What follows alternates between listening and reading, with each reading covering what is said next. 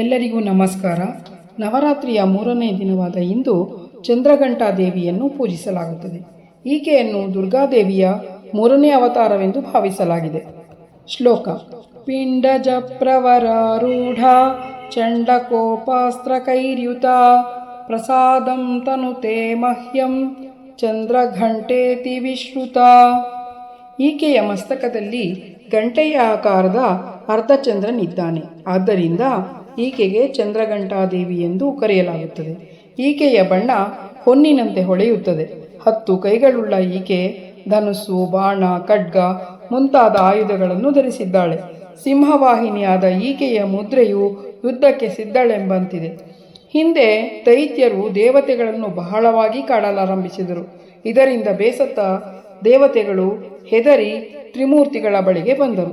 ದೇವತೆಗಳಿಂದ ಎಲ್ಲ ವಿಷಯಗಳನ್ನು ತಿಳಿದ ತ್ರಿಮೂರ್ತಿಗಳು ಅತ್ಯಂತ ಕೋಪವುಳ್ಳವರಾಗಿ ತಮ್ಮ ಕೋಪವನ್ನು ಪ್ರದರ್ಶಿಸುವಾಗ ಒಂದು ಜ್ವಾಲೆಯು ಉತ್ಪನ್ನವಾಯಿತು. ಆ ಜ್ವಾಲೆಯ ಬೆಳಕಿನಲ್ಲಿ ತಾಯಿ ಚಂದ್ರಘಂಟಾದೇವಿಯ ಅವತಾರವಾಯಿತು. ದೇವಿಗೆ ಪರಶಿವನು ತ್ರಿಶೂಲವನ್ನು, ನಾರಾಯಣನು ಚಕ್ರವನ್ನು, ಇಂದ್ರನು ಗಂಟೆಯನ್ನು ಮತ್ತು ಸೂರ್ಯನು ತೇಜಸ್ಸು, ಸಿಂಹ ಹಾಗೂ ಖಡ್ಗವನ್ನು ನೀಡಿದನು. ಇದರಿಂದ ಲೋಕಕಂಟಕರಾದ ದೈತ್ಯರನ್ನು ಮತ್ತು ಮಹಿಷಾಸುರನನ್ನು ತಾಯಿ ಚಂದ್ರಘಂಟಾದೇವಿಯು ಕೊಂದಳು. ದೇವತೆಗಳನ್ನು ರಕ್ಷಿಸಿದಳು. ಈಕೆಯು ಗಂಟೆಯಂತೆ ಭಯಾನಕ ಚಂಡ ಧ್ವನಿಯನ್ನು ಹೊಂದಿದ್ದರಿಂದ ದೈತ್ಯ ದಾನವರು ಈಕೆಗೆ ಹೆದರಿ ನಡುಗುತ್ತಿದ್ದರು.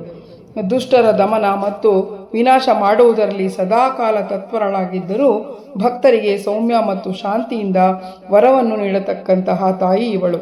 ನವರಾತ್ರಿಯ 3ನೇ ದಿನವಾದ ಇಂದು ಯೋಗ ಸಾಧಕನು ಮನಸ್ಸನ್ನು ಮಣಿಪೂರ ಚಕ್ರದಲ್ಲಿ ಪ್ರವೇಶಿಸುವಂತೆ ಮಾಡಬೇಕು. ಈಕೆಯ ಪೂಜೆಯಿಂದ ಶುಕ್ರ ಗ್ರಹವು ಅದರಿಂದ ಉಂಟಾಗುವ ಯಾವ ಸಮಸ್ಯೆಯೂ ಇರುವುದಿಲ್ಲ. ಕೆಲವರು ಹೇಳುತ್ತಾರೆ, ಹಾಗೆ ಮಂಗಳನ ದೋಷವನ್ನು ಈಕೆ ಕಳೆಯುತ್ತಾಳೆ ಎಂದು.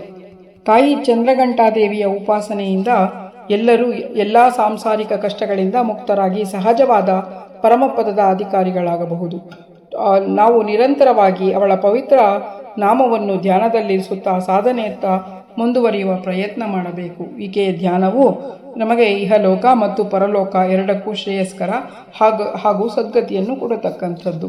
ಇಲ್ಲಿಗೆ ನವರಾತ್ರಿಯ 3ನೇ ದಿನವಾದ ಚಂದ್ರಘಂಟಾದೇವಿಯ ಕತೆ ಮುಗಿತು.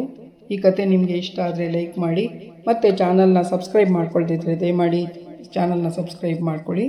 ಎಲ್ರಿಗೂ ಧನ್ಯವಾದಗಳು. ನಾಳಿನ ಕತೆ ಕೂಷ್ಮಾಂಡಾ ದೇವಿಯ ಕತೆ.